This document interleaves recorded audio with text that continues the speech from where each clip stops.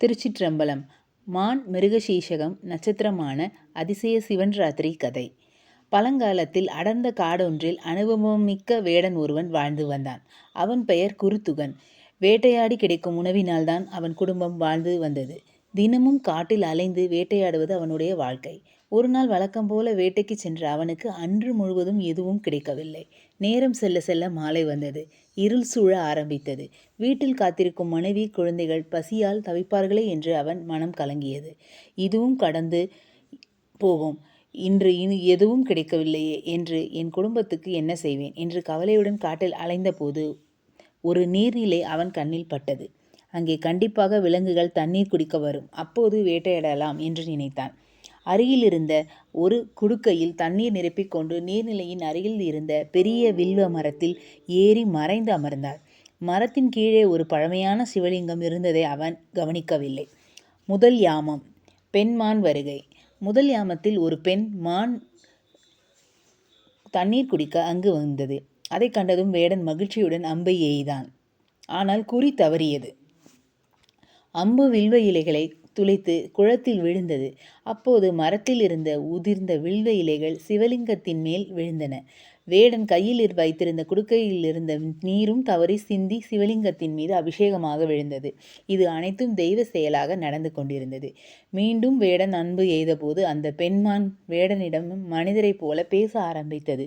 ஐயா, என் வீட்டில் என் கணவர், என் தங்கை, என் குட்டி இருக்கின்றன. என் தங்கையை என் கணவருக்கு திருமணம் செய்து வைத்துவிட்டு நான் நிச்சயம் உன்னிடம் திரும்பி வந்து உனக்கு உணவாகிறேன். இது சத்தியம். மானின் வார்த்தைகளை கேட்டு மனம் இலகிய வேடன் அதை நம்பி விடுதலை செய்தான். இரண்டாம் யாமம். தங்கை மான் வருகை. நீண்ட நேரமாக அக்கா மான் திரும்ப வராதால் அதன் தங்கை மான் தேடி வந்தது. அதையும் வேடன் வேட்டையாட முயன்றான். மீண்டும் குறி தவறியது. முன்பு போலவே வில்வ இலைகளும் நீரும் சிவலிங்கத்தின் மேல் விழுந்தன. தங்கை மானும் வேடனிடம் வேண்டிக் கொண்டு நானும் திரும்பி வருகிறேன் என்று வாக்கு கொடுத்து திரும்பியது. மூன்றாம் யாமம். ஆண் மான் வருகை. இரு மான்களையும் தேடிக்கொண்டு ஆண்மான் அங்கு வந்தது. வேடன் அதையும் வேட்டையாட முயன்றான். இந்த முறையும் குறி தவறியது. மீண்டும் வில்வ இலைகள் சிவலிங்கத்தின் மேல் விழுந்து நீர் அபிஷேகமாகியது. ஆண்மானும் நான் என் குடும்பத்தை பார்த்துவிட்டு உடனே திரும்பி வருகிறேன் என்று கூறி சென்றது. நான்காம் யாமம். 3 மான்களின் தியாகம். 3 மான்களும் ஒன்றாக சேர்ந்தன. குட்டி மானை மட்டும் காப்பாற்றிவிட்டு தாங்கள் மூவரும் வேடனுக்கு உணவாக செல்வதாக முடிவு செய்தன. அவர்கள் வாக்குப்படி மீண்டும் நீர்நிலைகளுக்கு வந்தனர். வேடன் மீண்டும் வில்லில் நான் ஏற்றி எய்ய முயன்றான். இம்முறையும் குறி தவறியது. வில்வ இலைகள் நீர் அனைத்தும் மீண்டும் சிவலிங்கத்தின் மீது விழுந்தன. 4 யாமங்களிலும் நடந்த இந்த நிகழ்வு அவனே அறியாமல் சிவன்ராத்திரி பூஜை செய்ததற்கு சமமான அமைந்துவிட்டது. வேடனின் மனமாற்றம். இரவு முழுவதும் நடந்த இந்த அதிசயங்களால் வேடனின் உள்ளம் மாறியது. மரத்தில் இருந்து இறங்கி சிவலிங்கத்தை வணங்கினான்.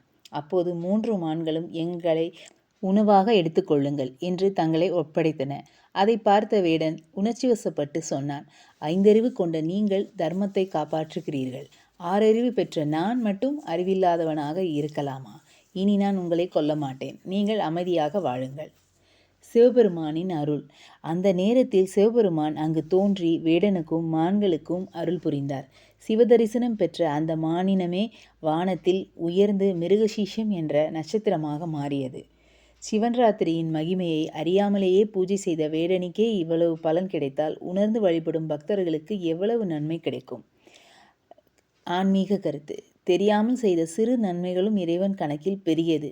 தர்மமும் உண்மையும் இறைவனிடம் உயர்ந்த இடம் பெறும். சிவன்ராத்திரி வழிபாடு மனிதனை பாவங்களில் இருந்து விடுவிக்கும். கடவுளை நம்பினோர் ஒருபோதும் கைவிடப்படார். திருச்சிற்றம்பலம்.